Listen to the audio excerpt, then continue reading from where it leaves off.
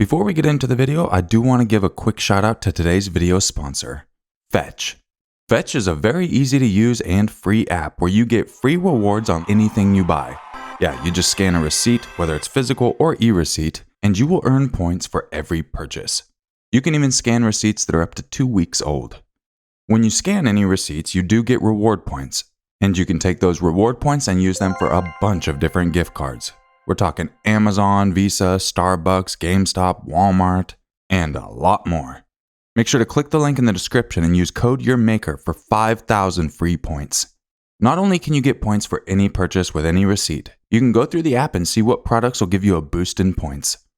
You're already buying the product, might as well get extra rewards on it. And it is fast. You can scan your receipt, redeem your points, and spend it on a reward all on your phone in a matter of seconds. And did I mention it works on any receipt? Yes, even your Amazon or restaurant receipts. Make sure to click the link in the description, use code Urmaker, and get 5,000 points towards any gift card you want. And there's a bunch of them. Much love to Fetch for sponsoring this video. And without any further ado, let's begin.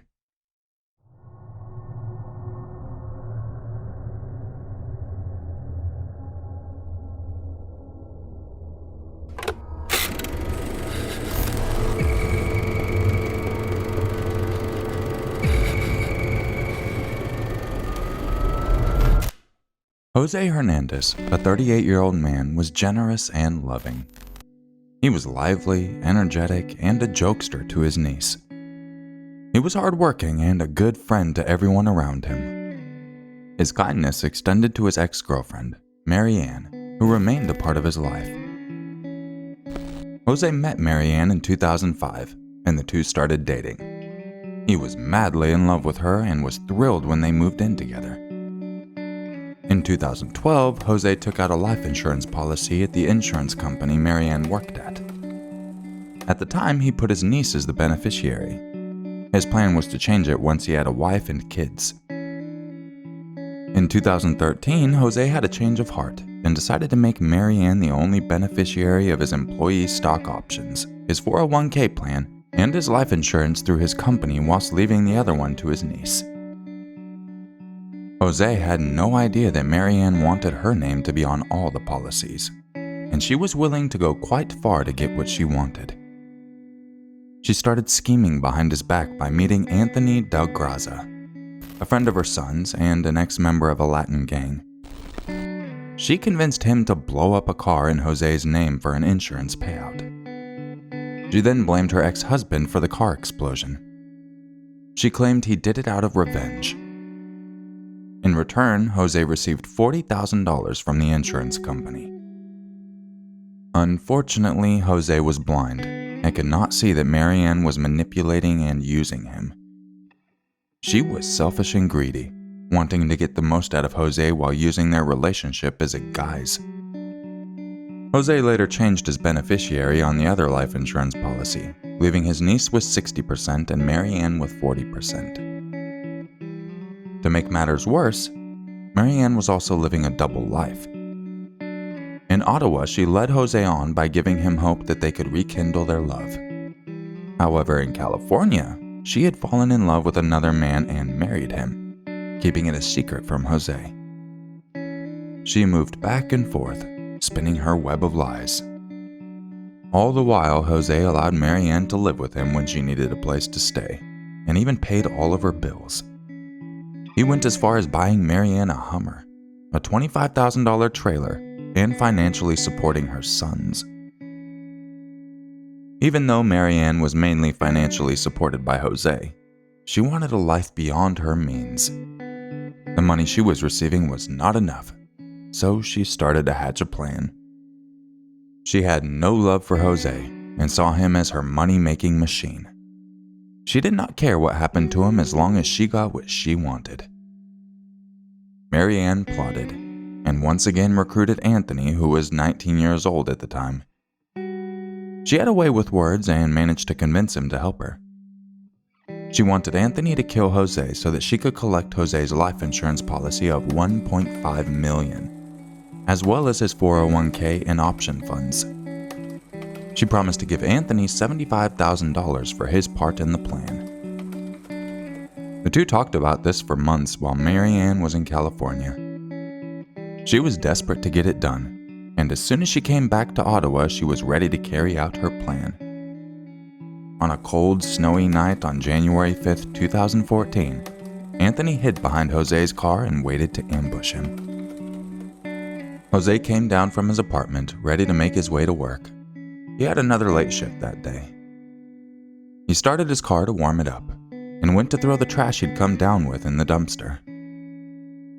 Anthony took his chance and jumped him. Seconds before he got close enough, Jose recognized him and called out his name. Anthony did not falter and hit Jose in the head with a heavy metal rod. Jose tried to run away, but slipped on the ice. In pursuit, Anthony slipped as well, but quickly got back on his feet and kept swinging the heavy car ball joint at Jose. He landed blow after blow until Jose lay there bleeding and unconscious. Anthony ran to the car that was parked nearby, with Marianne waiting for him. He tossed the ball joint on his way. In the car, Marianne grilled him on whether or not he was sure Jose was dead.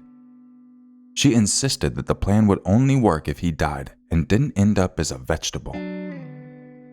She even said she knew people in low places that could finish the job if Anthony hadn't been successful.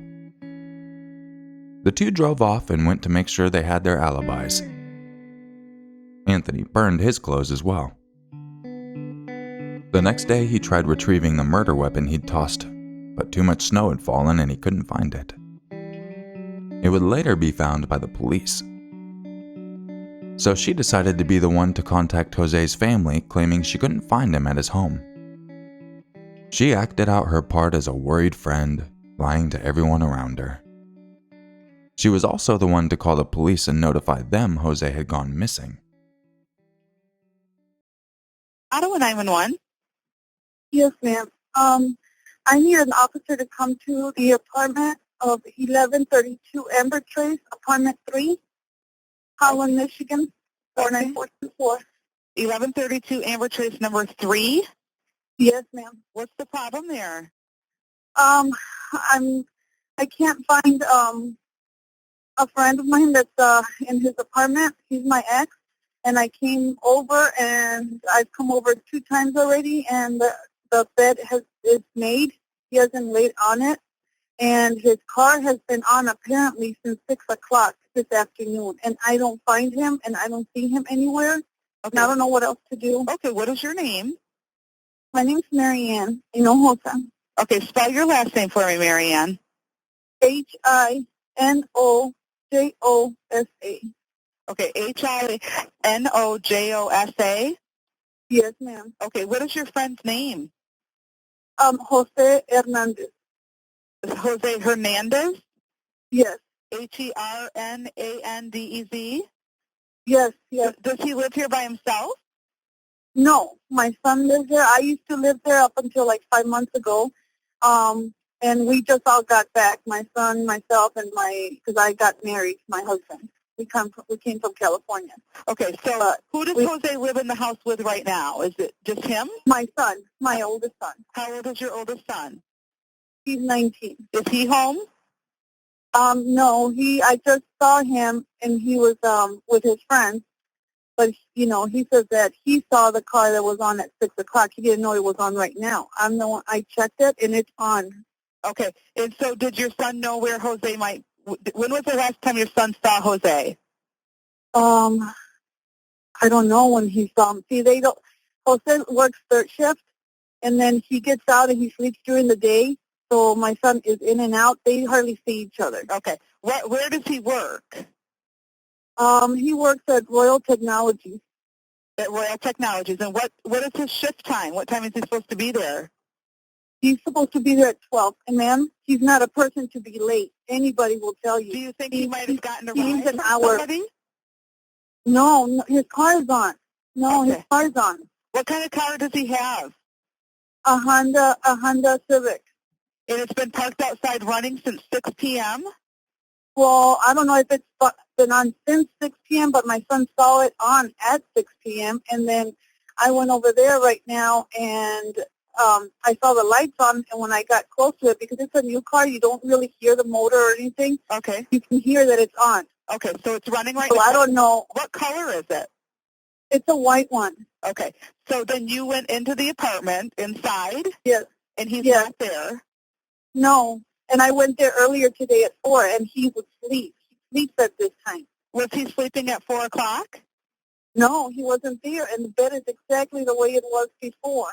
Okay, so you went at 4 o'clock, and he was not there. Was his car there at 4 o'clock? I don't know. I didn't see it. To tell you the truth, I didn't check it. I mean, Okay. did I? I don't remember. Okay, it's all right. All right, Marianne. And so now you're there. The car is there, but his. No, I'm not there. I'm on my way back because I went to go ask his sister if she's heard from him, and she said no. And they didn't know where he lived, so I gave them the address, and they're going to meet me there right now. I'm going back. Okay, what is his date of birth? Do you know his date of birth? March 17th, 75. Okay. All right, we're going to send an officer over for you, okay? Please. And you're going to be there in how many minutes? I'm 1 block away right now. All right. Okay, we'll send the police for you. Thank you. Bye-bye. The search for Jose continued, but it wasn't long before his body was found. Jose's sister was the one who discovered his body on January 6, 2014. He was lying next to his car at Amberwood Apartments in Park Township. He was covered in snow, frozen, and bloody. It was clear he had been attacked less than 24 hours ago. The autopsy showed he was ambushed and hit by a hard object at least 5 times. The final report determined he died due to blunt force trauma on his head. The police ruled it a homicide and began their investigation. Marianne was quickly brought in for questioning as a suspect in the case.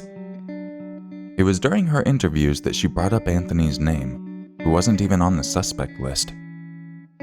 She was ready to throw him under the bus, thinking she wouldn't have to pay him if he ended up in prison. Anthony was arrested, but unlike Marianne, he couldn't bear the guilt for the crime he committed. He pleaded guilty to second-degree murder in August. He wasn't going to go down alone.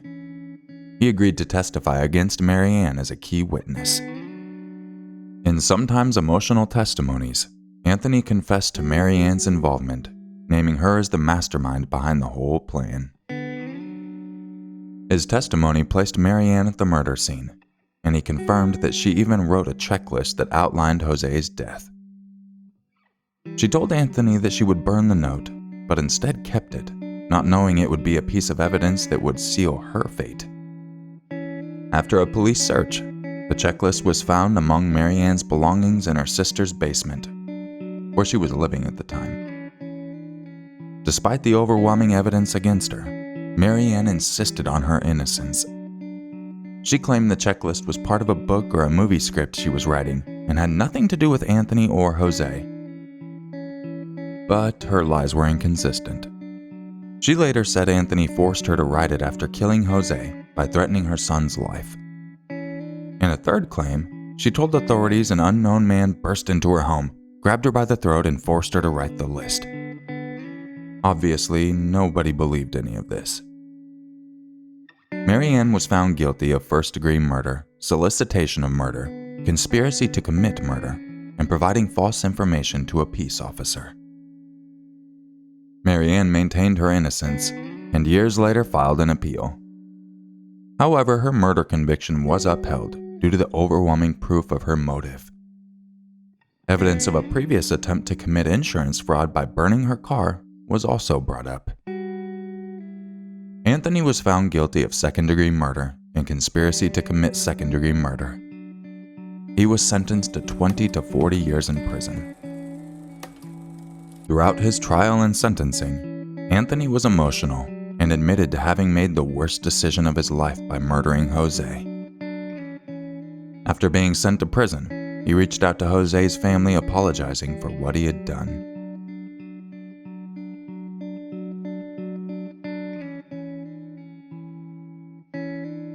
I appreciate you taking the time to check out this video. And once again, don't forget to help our channel out by checking the sponsor in the description. Make sure to start earning your rewards on Fetch today. I hope you all stay safe out there, and I will catch you in the next video. And just remember, it's always scarier if it's true. Bad bye.